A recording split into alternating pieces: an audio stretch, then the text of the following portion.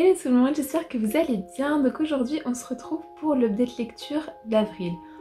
On a un petit décalage, c'est pas très grave, vous inquiétez pas, j'arriverai à la rattraper. Et au pire, comme ça, si jamais il y a des mois où je lis beaucoup moins, j'aurai toujours un update lecture qui sortira un peu avant. Donc ça ira, de toute manière, ça change pas grand chose, je lis pas des nouveautés, donc c'est pas parce qu'il y a un mois de décalage par rapport à quand je fais l'update et quand la vidéo sort, enfin quand je lis les livres et quand la vidéo sort, que le décalage a une quelconque incidence. Alors, je vais d'abord commencer cette update lecture avec ce livre Tous ces gens Mariana. Donc c'est un livre que j'ai reçu dans ma deuxième box cube puisque j'avais demandé de découvrir une autrice portugaise sur un destin de femme avec un livre dont le personnage principal est une femme. Et donc j'avais été un petit peu surprise quand j'avais reçu le livre puisqu'il fait seulement 91 pages. Donc on va dire qu'on est plus sur une longue nouvelle et un très court roman. Alors, concernant Tous ces gens Mariana, donc vous êtes à Lisbonne dans les années 50 et Mariana sort d'un rendez-vous de chez le médecin où en fait elle va apprendre qu'elle va mourir dans très peu de temps. Et malgré l'espoir qu'elle garde, puisqu'il y a toujours un espoir même dans les moments difficiles comme ceux-là, c'est quelque chose qu'elle va prendre avec beaucoup de résilience et ça va lui permettre également de revenir sur la vie qu'elle a eue puisqu'en fait on va s'en apercevoir très vite. Elle a eu une vie plutôt malheureuse. Et comme son père lui a fait remarquer très jeune, même s'il y a beaucoup de gens autour de nous, parfois on est quand même très seul. Et au fur et à mesure qu'elle va nous raconter son histoire, pas forcément en se plaignant, pas forcément en regrettant qu'elle va mourir dans pas longtemps, mais plutôt comme un constat.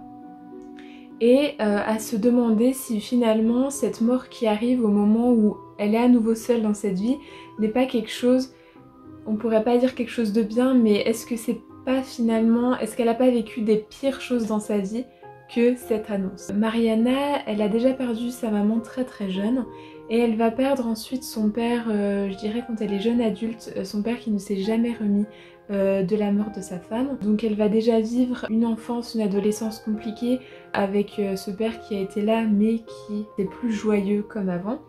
Ensuite elle va se marier mais en fait sa belle famille ne va pas accepter ce mariage et ils vont donc décider de les ignorer, faire comme s'ils n'existaient pas. Ensuite sa belle-mère va décéder, donc son beau-père en fait va prendre conscience, va avoir un nouveau mode de vie on va dire, et va s'excuser, va à nouveau prendre contact avec eux et va leur donner de l'argent, ce qui va leur permettre d'aller s'installer à Paris. Donc ils démarrent une nouvelle vie à Paris, ils n'ont toujours pas d'enfants à ce moment-là. Et Mariana va assister de manière totalement impuissante à une histoire d'amour entre son mari et une femme qu'ils vont rencontrer. C'est quelque chose qu'elle voit elle-même se créer de ses propres yeux et en fait elle va pas avoir d'autre choix en fait que de regarder ça avec beaucoup de distance sans aucun moyen d'intervention. Ils vont décider de rentrer ensuite à nouveau à Lisbonne et son mari va lui annoncer qu'il souhaite divorcer. Donc à ce moment-là, elle perd son mari. Il s'avère qu'au moment où ils divorcent, elle est enceinte de leur premier enfant. Et donc malgré le divorce, elle va commencer à déambuler dans la rue avec un gros ventre. Et à Lisbonne, ça fait beaucoup parler. À tel point que la situation est honteuse à l'époque, elle va perdre son emploi puisque son employeur va refuser en fait d'avoir cette femme dans cet état-là dans son entreprise. Donc du fait que son mari divorce, elle va perdre son mari, perdre son emploi, se retrouver toute seule en étant enceinte. Et puisque ce n'est pas terminé, elle va être fauchée par une voiture et en fait elle va perdre l'enfant des suites de cet accident, elle ne pourra plus jamais avoir d'enfant. Donc en fait c'est vraiment des destins où en fait la personne n'a absolument rien demandé et un événement va engendrer toute une suite d'événements malheureux qui va la faire arriver dans une situation assez difficile pour elle, alors même que finalement elle n'a décidé aucune de ces choses-là. Donc elle devait d'abord subir en fait toutes les remarques, tous les regards dans la rue, puisque tout le monde savait qu'elle avait divorcé, malgré tout elle était enceinte, et puis maintenant elle se retrouve complètement toute seule, puisque sans mari, sans enfant qu'elle désirait tant. Au moment de ce livre, elle vit chez une logeuse, donc en fait elle n'a même pas de logement à elle, elle loue uniquement une chambre. Donc on voit bien que c'est une vie assez modeste qu'elle a. Et elle a réussi à trouver ensuite des petits emplois à gauche à droite puisqu'elle n'était plus dans une situation honteuse pour l'époque, mais elle va jamais vraiment trouver un emploi dans lequel elle se plaît. Elle va avoir l'opportunité d'avoir un emploi pour lequel en fait elle aurait pu s'épanouir. À nouveau, un malheureux événement va faire que tout va s'annuler au dernier moment. Et donc en fait c'est très triste, c'est pas du tout un livre qu'on lit pour se donner le sourire, pour être de bonne humeur, etc. Je sais même pas dans quelles conditions on peut se tourner vers ce livre, à part pour découvrir en fait les ouvrages de cette autrice, parce que c'est extrêmement malheureux. Et on voit bien qu'en fait elle a subi tout ce qui lui est arrivé, qu'elle a eu aucun pouvoir sur tous ces événements qui ont fait que cette vie a été extrêmement malheureuse. Et c'est, je pense, aussi pour ça que finalement quand l'annonce de sa mort imminente arrive, est-ce qu'elle est si triste que ça de quitter cette vie en fait? C'est la question qu'on peut se poser, et en plus jusqu'à la dernière minute, les rares personnes qui étaient autour d'elle vont lui faire sentir que finalement elle est très seule. Donc c'est très triste, finalement 91 pages c'est suffisant parce que c'est quand même quelque chose d'extrêmement bouleversant. J'ai beaucoup aimé l'écriture, alors encore une fois c'est une traduction puisque je ne peux pas lire du portugais, mais j'ai aimé la manière dont c'était écrit, avec des phrases parfois très courtes. J'ai aimé le fait que malgré ce qu'on peut nous présenter à la base, ce n'était pas en fait 91 pages de quelqu'un qui se plaint de la vie qu'elle a eue et qui se dit que c'est très injuste qu'elle meure, mais plutôt raconter avec un recul assez impressionnant la vie qu'elle a eue et comment en fait sa vie va finir. Donc je peux pas conseiller le livre parce que je sais pas dans quelles circonstances on peut avoir envie de le lire.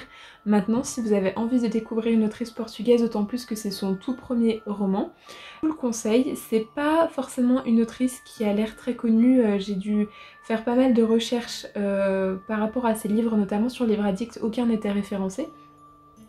Mais la manière dont ce premier livre a été écrit, j'ai bien aimé, donc je pense que je vais me tourner vers d'autres de ses titres pour découvrir un petit peu son écriture, peut-être dans d'autres registres. Il faudra effectivement que je regarde de quoi parlent ces autres livres. Mais voilà pour tous ces gens Mariana, donc malgré l'épaisseur du livre qui peut être un peu frustrant si c'est votre livre pour tout le mois, c'était une bonne découverte et je suis plutôt contente qu'on me l'ait mis dans la box Q.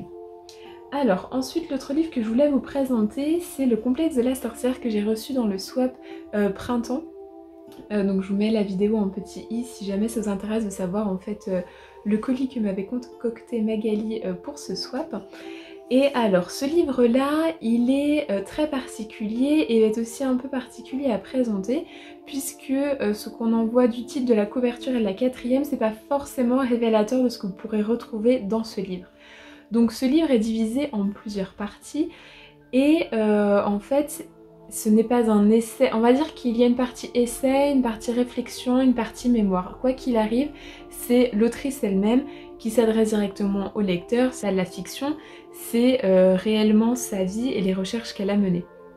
Donc la première partie, qui s'appelle Apparition, va en fait nous expliquer comment elle a eu l'idée de ce livre. En fait, elle a à un moment une image qui va la hanter d'une femme au crâne rasé qui attend dans une cellule, qui a l'air d'attendre sa sentence, et avec des hommes dans le fond qui ont l'air de... Je sais plus s'ils ont l'air de comploter ou discuter à son sujet, mais cette image va la marquer, va la hanter, et en fait elle va penser que ça doit être sans doute l'image d'une sorcière qui existait des siècles avant elle, et que si en fait elle la hante, c'est parce qu'il y a quelque chose à découvrir, il y a quelque chose à expliquer, et que cette femme-là a une raison de la hanter. Donc en partant de ça, elle va commencer à faire des recherches, à beaucoup se documenter sur tout ce qui a été fait au niveau des chasses aux sorcières. Donc elle va prendre les livres les plus connus, mais va aussi partir à la recherche des livres d'époque à ce moment-là. Elle va découvrir que malgré ce qu'on peut imaginer, les chasses aux sorcières n'ont pas eu lieu au Moyen-Âge. Elle va faire beaucoup de découvertes qui vont un peu casser les mythes qu'on avait autour de ces chasses aux sorcières. Et c'était très intéressant cette partie-là puisque c'est un très bon résumé de tout ce que vous pouvez trouver en documentation. En fait, elle va nous dépeindre un peu tout ce qu'il y avait autant de documentation à l'époque que ce qu'on peut trouver ensuite et ce qu'on peut trouver maintenant. Et je trouvais ça très intéressant parce que si vous voulez en fait approfondir dans ce sujet-là, vous avez en fait toutes les références qu'elle a lues, qu'elle a utilisées, etc. Par contre, quoi qu'il arrive, pour lire ce livre-là, il faut avoir un esprit quand même très très ouvert. Puisqu'en fait, elle va nous parler de beaucoup de théories, ne serait-ce que dans son cheminement de pensée, comment elle en arrivait là, c'est quand même quelque chose de très spirituel. Et donc, si vous avez un esprit plutôt fermé, si vous êtes déjà assez sceptique au moment de lire ce livre-là, ça va être un petit peu compliqué. Mais moi qui étais très ouvert d'esprit, et quand on parle voilà, des chasses aux sorcières, qu'on revient sur quelque chose d'historique, moi je suis très intéressée, mais il y a malheureusement des théories où je ne l'ai pas suivie parce que ça allait beaucoup trop loin pour moi. Mais c'est pas ce qu'on me demande. Là, le but c'est qu'elle nous présente en fait son cheminement de pensée et toute sa documentation qu'elle a fait derrière, pour qu'ensuite vous vous dites ok, moi je suis complètement à fond dans ce qu'elle dit, ce qu'elle raconte, ses théories, ou alors c'était très intéressant, maintenant j'ai laissé certains éléments. Enfin la plupart des livres de toute manière c'est comme ça qu'il faut les lire, on vous demande pas d'être d'accord 100% avec le livre lu. Donc la première partie était très intéressante malgré, comme je vous l'ai dit, une théorie que moi je ne suis pas allée dans son sens. Vous savez, il y a une théorie qui dit que si des gens ont vécu des choses extrêmement traumatisantes, c'est quelque chose qu'on peut retrouver dans l'ADN de leurs descendants, notamment des gens qui ont vécu dans des camps de concentration. On pourrait retrouver ça, ce traumatisme dans l'ADN de leurs descendants. Là, elle va aller beaucoup plus loin dans cette théorie, elle va vraiment l'étirer et moi j'ai pas pu forcément adhérer à cette théorie qui pour moi était peut-être un peu trop étirée, mais c'était intéressant de voir elle comment elle en arrivait à cette pensée-là. Ensuite, et c'est là que c'est un petit peu plus compliqué parce que on va évoquer un thème qui est quand même assez difficile et il aurait été mieux, je pense, de l'évoquer parce que c'est un sujet que certains lecteurs ne veulent pas ou ne peuvent pas lire, et quand vous voyez ce livre, à aucun moment vous attendez à ce qu'on parle de ça. Donc en fait, dans la deuxième partie qui s'appelle Chasse, l'autrice va faire un lien entre la chasse aux sorcières et le harcèlement scolaire qu'elle a subi pendant des années. Et toute cette partie-là, on va revenir sur donc le harcèlement qu'elle a eu, donc toutes les scènes de harcèlement qu'elle a vécues, ses parents qui ont été complètement aveugles à tout ça, la scolarité également, le fait qu'elle n'a reçu d'aide de personne, et donc c'est des scènes très difficiles. C'est un thème très difficile et c'est dommage qu'il ne soit expliqué ou juste énoncé nulle part, parce que je pense que des gens qui peuvent être traumatisés pour quelque raison que ce soit par ce thème-là se lancent dans ce livre qui de base parle de chasse aux sorcières, et on se retrouve par lire des pages et des pages sur le harcèlement scolaire. Donc, si vous êtes devant cette vidéo, au moins vous le saurez, on va parler de ça. On peut se poser la question de la légitimité de cette partie-là dans ce livre-là. On se demande si est-ce que l'autrice cherchait un prétexte pour parler de cet événement traumatisant de sa vie, est-ce que le lien en fait était justifié ou pas. Bon, c'est quelque chose qu'on peut se poser et on peut se dire mais finalement j'étais un peu trompée sur ce livre-là. Après, moi j'ai trouvé ça intéressant, effectivement il y a des fois le lien avec les sorcières pouvait se poser, on pouvait se poser la question, mais c'était plutôt intéressant de voir comment elle a traité le sujet. Maintenant en fait il faut savoir qu'on va d'un coup bifurquer et parler de ça. Ensuite la troisième partie, donc les parties sont pas du tout égales entre elles, hein, c'est ça s'appelle Pardon. Et là en fait elle va, donc en fait c'est une personne qui a fait ensuite une psychanalyse pendant des années, donc qui a été suivie etc. Donc par contre le fait de se dire peut-être qu'elle parle de ce harcèlement scolaire parce qu'elle a besoin d'en parler, qu'elle a besoin de se libérer de quelque chose, c'est quelqu'un qui était suivi pendant des années, donc je pense pas que ça soit une des raisons puisque elle a réussi à traiter ce traumatisme. Mais donc là ça va être évoqué le pardon, donc en fait on arrive à la fin de sa thérapie, donc le pardon qu'elle va accorder à ses parents qui en fait n'ont rien vu, qui ne l'ont pas aidé, tout ça. Et j'avoue que maintenant en y repensant, je ne sais plus le lien qu'elle a fait avec les sorcières. Et c'est ça que c'est un peu compliqué parce qu'en fait elle nous parle tellement de sa vie que des fois, même nous, on a l'impression que les liens sont un petit peu fragiles avec ces chasses aux sorcières, etc. Donc je me rappelle plus cette partie, le lien qu'elle a. Mais en fait au début de chaque partie, la sorcière, l'image de la sorcière qu'elle avait au début change et elle lui parle. C'est pour ça que je dis qu'il faut avoir un esprit très ouvert. Là où la sorcière faisait peur dans cette première image, etc., à force de se documenter, à force d'en parler, en fait cette image change et en fait on voit que au final cette sorcière est apparue parce qu'il y a des choses à régler dans la vie de cette autrice et en fait va l'amener en fait à répondre à des questions et à régler en fait un peu des choses de sa vie. Voilà, donc c'est très particulier. mais quand vous savez ça, peut-être que vous l'appréhendez d'une autre manière. Moi je me suis lancée là-dedans comme un livre parlant des sorcières et des chasses aux sorcières. Bon, je l'ai découvert comme ça, je suis sûre que je suis pas la première et ça se lit quand même, c'est juste qu'on est un petit peu... on comprend pas trop en fait où on va nous emmener et on se demande si on n'a pas été trompé au niveau de la couverture et du titre. La dernière partie qui est très courte s'appelle Sabbat ou Sabbat, j'avoue que je sais pas si on dit le T ou pas. Et j'avoue que par contre cette partie là j'ai pas trop adhéré, alors elle fait ouais, 100 pages. En fait l'autrice va appeler ses amis pour leur demander de se réunir et de parler, alors parler d'amour, parler des sorcières, parler des inquisiteurs, etc. Donc en fait elles vont se réunir un week-end, juste entre elles, sans enfants, sans mari ou quoi que ce soit, et discuter de ça. Et donc en fait c'est le lien avec, vous savez, les sorcières étaient accusées le soir de partir sur leur balai volant pour se réunir pour le sabbat. Et donc du coup c'est, on va dire, cette réunion moderne aujourd'hui que les femmes font entre elles. En fait, elle va nous retranscrire ce que ses amies, elles, ont dit pendant cette soirée. Et pour le coup, j'ai trouvé que le lecteur avait rien à faire là, en fait. Même moi, je me sentais de trop, en fait, dans cette réunion. Je voyais pas, en fait, l'intérêt que j'avais à écouter, en fait, un morceau de la vie de ses amies à elle. Je voyais pas trop. Peut-être que des gens qui...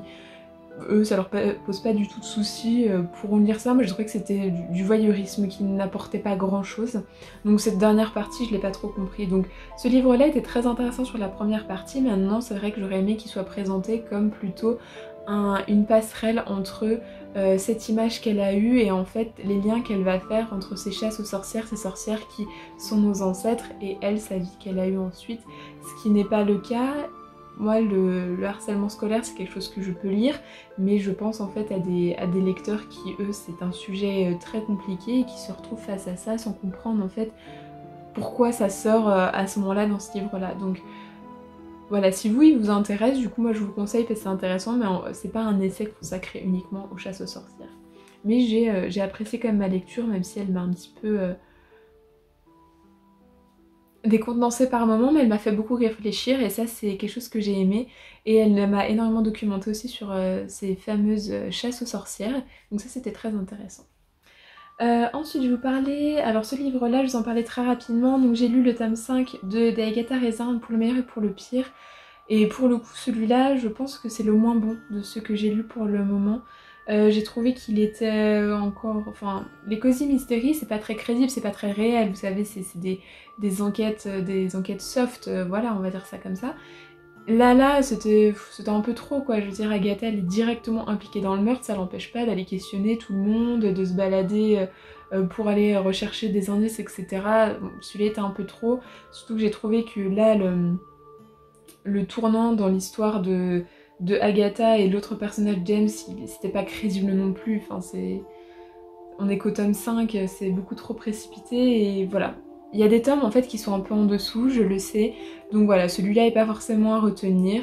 J'avoue que le suivant me donne pas trop trouve l'avantage c'est qu'ils lisent très vite. Donc je verrai avec le suivant, mais quoi qu'il arrive par contre c'est vraiment une série que je continue parce que je trouve ça sympa de couper mes lectures avec des petits Cozy Mystery et j'aime beaucoup le personnage d'Agatha. Ensuite j'ai lu une nouveauté, donc j'ai lu Kérosène de Aline Dieudonné, donc je n'avais jamais lu La Vraie Vie, donc c'est la première fois que je la découvrais. C'est un livre peut-être que vous entendez beaucoup parler, que vous en avez peut-être marre de le voir, je suis désolée dans ce cas. Alors ce livre là en fait, vous imaginez, vous êtes sur l'autoroute, vous arrêtez à une station-service. Il est 23h passé, donc généralement vous savez à cette heure-là, donc il fait nuit, les gens chuchotent, il n'y a pas le brouhaha des enfants par exemple pendant les vacances scolaires. Vous arrivez dans cette station-service et là vous avez 13 personnes, plus un cheval et un cadavre, vous n'êtes pas censé savoir qu'il y a un cadavre dans une des voitures mais voilà. Et en fait vous allez avoir l'opportunité de découvrir un morceau de l'histoire de chacune de ces personnes. Et moi j'adore ça. Parce que c'est clairement ce que je fais tout le temps. Je ne demande pas aux gens leur vie. Mais en fait, si j'arrive dans une station-service, à chaque fois, enfin je veux dire sur l'autoroute ou quoi que ce soit, je me pose la question, qui va en vacances, qui revient, qui repart, est-ce qu'ils sont là pour le travail, est-ce que c'est juste leur trajet quotidien, est-ce que ces gens-là se connaissaient, est-ce que c'est du blablacar, est-ce que c'est une colonie, est-ce que c'est une école, enfin je me pose toujours un milliard de questions et à chaque fois j'aurais envie d'avoir, vous savez vous pouvez cliquer sur la voiture, vous avez une petite bulle qui vous explique juste en quelques lignes en fait ce que font les gens parce que enfin je sais pas, je suis hyper curieuse de savoir parce que c'est vraiment en fait un endroit de passage et vous avez envie de savoir ce que les personnes font là. Et en fait, bah là, c'est clairement ça, donc j'adore en fait. Pour une fois, j'ai eu cette opportunité de ça. Et donc, ce livre commence à 23h12, il se termine à 23h14. Donc ça vous donne un peu un aperçu de comment va tourner le livre. Je pense qu'il y a des gens qui ont été déçus parce qu'en fait, ce qu'il faut savoir, ce livre vous emmène nulle part en fait. Vous imaginez, vous êtes en fait, on va dire, la station-service, les gens arrivent, vous avez l'opportunité d'apprendre un petit bout de leur vie, et ils repartent. Et c'est comme ça que ça se passe d'habitude, vous saurez pas plus d'eux. Et du coup c'est frustrant parce que il y a des gens, enfin des personnages, j'ai envie d'en apprendre un peu plus, j'aurais envie d'avoir leur livre consacré directement que à eux, parce que j'ai envie de savoir ce qui se passe après, j'ai envie d'en apprendre un peu plus sur ce qui s'est passé avant. Et vous pouvez pas, parce qu'en fait c'est le principe des gens qui débarquent dans une station de service et c'est extrêmement frustrant, mais d'un autre côté c'est exactement comme ça que ça se passe. Alors vous allez avoir un chapitre sur chacun des personnages, vous vous rendez bien compte que sur 15, vous n'allez pas retenir tous les 15, vous allez retenir des éléments, mais il y a forcément des histoires qui vont plus vous marquer que d'autres, parce que honnêtement, parmi ces personnes, il y a vraiment des choses un peu barrées. Hein. Il y a vraiment des vies, il n'y a pas que des vies de monsieur, madame, tout le monde, hein, parce que sinon déjà, je pense que le livre aurait ennuyé pas mal de gens. Mais alors là, il y a une brochette de vies. Waouh, faut s'accrocher, hein, vraiment. Il y a vraiment des gens un peu vraiment bizarres, hein, où finalement je suis contente de ne pas les avoir creusés à 23h12 dans cette station-service. Donc en fait, le premier chapitre, vous avez du coup une description de la scène où ils se situent tous en fait. Donc vu que vous les connaissez pas et que ça fait quand même beaucoup de personnages, vous lisez cette scène mais vous retenez pas grand chose. Et en fait à chaque fois que je commençais un nouveau chapitre avec un personnage, je revenais avant pour me dire ok donc il était où, elle faisait quoi. En sachant qu'à 23h12, ils sont soit assis quelque part, sont en train de faire quelque chose, mais voilà, on n'est pas sur des scènes pas possibles. Mais c'est juste pour les situer en fait. Ok, ils étaient avec qui, ils étaient à côté de qui, tout ça. Et une fois qu'en fait tous les personnages sont présentés, je crois qu'il n'y a qu'un seul personnage qui aura droit à 2 chapitres, sinon tous les autres vous n'avez qu'un chapitre. Vous êtes à 23h14, avec forcément 2 minutes de plus de ce qui s'est passé, donc il y a quelques petits changements. Et ça se termine comme ça. Il y a des histoires qui moi me marquent encore. Je pense que celle qui m'a le plus marquée c'est celle avec les beaux-parents gynécologues. Je me dis mais comment on peut en arriver jusque là? Ne pas savoir dire non, je peux entendre, mais là c'est trop. Forcément l'histoire du cadavre, bah voilà il y a un cadavre donc c'est forcément marquant. Et la personne qui conduit le cheval, donc c'est l'homme qui ne peut plus utiliser un de ses bras, je sais plus si c'est le roule gauche, pareil, c'est une histoire mais complètement barrée. Et après il y a des histoires où c'est quelques éléments un petit peu loufoques ou quelques éléments un petit peu saugrenus, mais il y a vraiment des histoires qui vous marquent et du coup vous avez envie d'en apprendre un peu plus, vous avez envie d'avoir la suite. Mais voilà, moi je vous conseille, si vous êtes comme moi, ou à chaque fois que vous avez plein de questions, vous arrivez dans un lieu, que font ces personnes, etc. Surtout un lieu de passage comme celui-ci. Mais encore une fois, c'est extrêmement frustrant hein, parce que vous n'aurez pas la suite. Tout ce qu'on a posé comme questionnement quand on vous a présenté ce personnage, vous n'aurez pas de réponse. Et il faut juste l'accepter. Donc voilà pour Kérosène.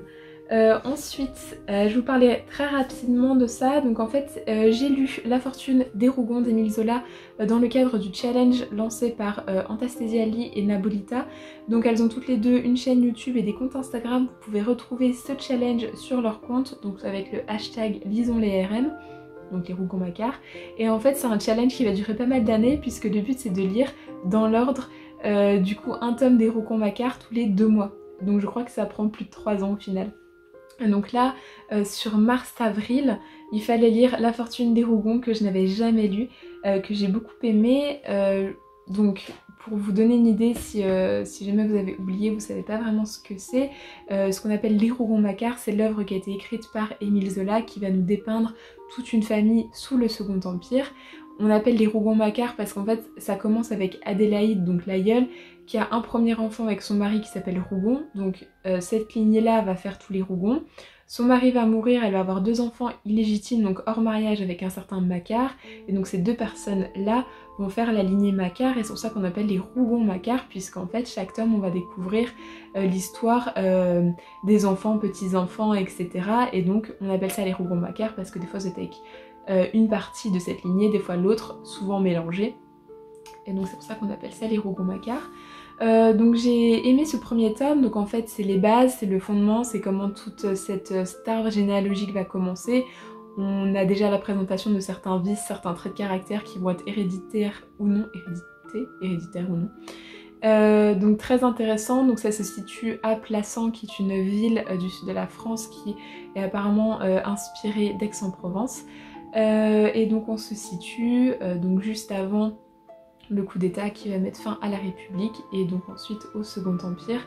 Donc vous allez avoir Adélaïde, l'enfance du coup de ses enfants, puis après un saut dans le temps où vous allez suivre le fils Rougon, le fils et la fille Macquart, une fois adultes puisqu'ils ont eu des enfants, certains enfants ont déjà eu des enfants et c'était très intéressant, donc il y a toute une intrigue autour des Rougon. J'ai bien aimé, je sais que ce sera pas forcément mon préféré parce qu'il était bien, mais je sais qu'il y en a d'autres qui vont être encore mieux. Donc là, pour les 2 prochains mois, il faudra lire La Curée. Je m'y suis pas encore mis, mais jusqu'à juin, donc je pense que je peux pas tarder à commencer.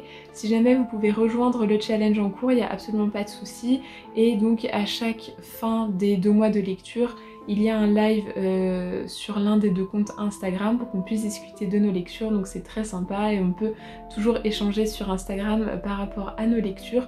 Donc si jamais vous avez envie comme nous de vous lancer dans cette lecture, vous pouvez nous rejoindre et redécouvrir cette œuvre que j'aime beaucoup. Pour finir, je vais vous parler de 2 graphiques.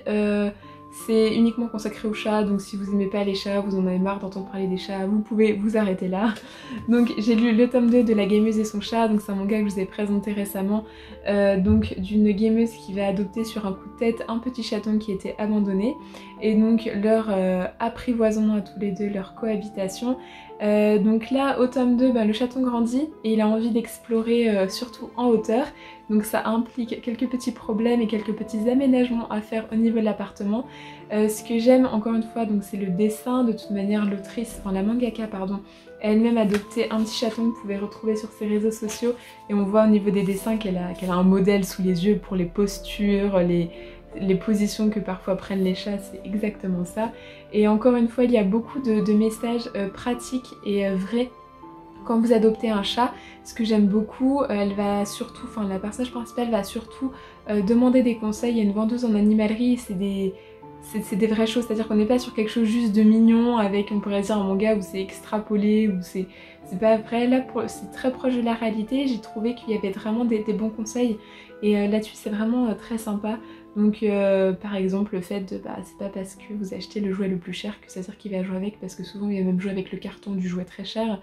Que des fois en fait un petit jouet de rien du tout comme un bouchon de stylo ou quoi, ça leur refait leur journée. Donc voilà, c'était intéressant. Je trouve qu'encore une fois pour quelqu'un qui souhaite adopter un chat, c'est plutôt pas mal. Et du coup le lien avec les jeux vidéo où en fait elle fait le parallèle entre ces personnages qu'elle fait évoluer, qui augmentent de compétences, et son petit chaton qui justement augmente aussi ses compétences. Donc voilà, moi je suis pas du tout dans l'univers du jeu vidéo et pourtant ce manga me plaît, donc n'hésitez pas à le feuilleter en librairie si jamais il vous intéresse. L'autre livre sur les chats que j'ai pris, c'est Crapule, donc sur un petit chat noir bien entendu. Je l'ai découvert en librairie, donc encore une fois je pense que l'auteur-dessinateur a un chat ou a eu un chat. Je vous assure que toutes les pages, c'est ce que je vis au quotidien, c'est impressionnant. Et encore une fois, si vous hésitez à adopter un chat, vous savez pas trop, lisez ce livre et vous pourrez vous préparer à toutes les bêtises qui vont arriver parce que c'est vrai. Donc du coup cette BD, elle est... Donc c'est très simpliste, donc chaque petite scène est en 4 cases et à chaque fois on passe sur une autre scène, parfois il n'y a pas de dialogue et on est sur du noir, du blanc et du bleu. Et donc en fait on est avec une jeune femme là aussi qui va se retrouver à devoir adopter ce petit chaton qu'elle va appeler Crapule, alors même que elle n'aime pas les chats et que c'était pas prévu qu'elle adopte ce petit chaton. Et donc ça va être la cohabitation, la découverte... Mais vraiment c'est hyper réaliste. Si vous avez aussi des chats, vous allez voir que vous vous retrouvez dans énormément de pages. Le point négatif, c'est le début de cette BD, donc c'est une BD qui se veut extrêmement humoristique et comique où justement on rigole de tout ce que les chats peuvent nous faire subir. En revanche, J'aime pas du tout comment cette BD commence puisqu'en fait c'est de la maltraitance animale. Je vous explique. En fait la jeune femme rentre de vacances et sa mère lui a laissé un mot en disant j'ai déposé voilà certaines choses pour toi quand tu rentreras de vacances. Et au fait il y a le petit chaton de la voisine, je te l'ai déposé dans une boîte et comme ça tu pourras t'en occuper quand tu reviens. La jeune femme revient une semaine après. Donc en fait on a laissé enfermer un chaton une semaine dans une boîte qu'on a postée. C'est atroce à lire, donc c'est une manière très humoristique, le chat sort, il y a des crottes partout, on est d'accord que laisser une semaine un chaton dans une boîte, au final vous l'ouvrez la boîte, il est mort. Hein. Voilà, là c'est vraiment de manière humoristique, le chat a peur, il est plein de crottes et tout, il a faim, mais bon c'est de la maltraitance animale et j'aurais préféré que ça ne commence pas comme ça, mais on est sur un ton humoristique, d'autant plus que tout le reste est vraiment très réel. Donc si jamais vous voulez pas lire ça, vous commencez à la page 7. À partir de la page 7, c'est vraiment le début de leur vie à deux et en fait on passe ces pages qui sont très difficiles à lire. J'ai pas trop compris pourquoi, ou alors on met pas une semaine, on met peut-être un jour. Enfin, même pour le côté drôle, ça me fait pas rire. C'est juste ce petit point, je dis pas pour autant qu'il faut boycotter cette BD, moi je l'ai beaucoup aimé, je me suis acheté le tome 2. Hein. Donc vraiment c'est... Enfin moi ça me choque, ce genre de truc, surtout quand on a un chat, on imagine le sien, c'est impossible d'imaginer un chat enfermé dans un carton pendant une semaine sans avoir à manger, enfin bref. Et donc du coup, voilà, c'est des scènes du quotidien, c'est hyper vrai, c'est voilà, par exemple l'herbe à chat qui défraîchit parce que ben, c'est plus intéressant de manger les plantes qui ne sont pas de l'herbe à chat, c'est exactement ce que j'ai aujourd'hui à la maison, je trouve que c'est très bien dessiné, c'est très touchant, on voit que même si elle aimait pas les chats à la base, elle s'attache. Si elle l'appelle Crapule, c'est parce qu'il fait des bêtises à longueur de journée, donc c'est un chat d'appartement, donc du coup c'est pour ça que toutes les bêtises sont énormément liées au chat d'appartement, mais je vous le conseille fortement, et je viens de lire le tome 2 et c'est dans la même ligne et j'aime beaucoup. Donc voilà pour mon update lecture d'avril, j'espère qu'il vous a plu. Encore une fois c'était extrêmement varié, il y avait vraiment de tout. Dites-moi si vous il y a des choses que vous aviez déjà lues, certaines choses que vous aviez vues, vous pensiez pas que ça parlait de ça, etc. Enfin voilà, comme d'habitude on peut en discuter. Moi en attendant je vais vous retrouver dans d'autres vidéos, on est déjà fin mai donc il faudra déjà que je tourne l'update de mai, à voir quand est-ce que je vais le tourner, si je continue à garder mon petit retard. Je pense que l'update de mai sera consacré 100% à des nouveautés pour une fois. Je vous attends en commentaire si vous le souhaitez, je vous retrouve aussi dans d'autres vidéos et je vous dis à bientôt. Salut!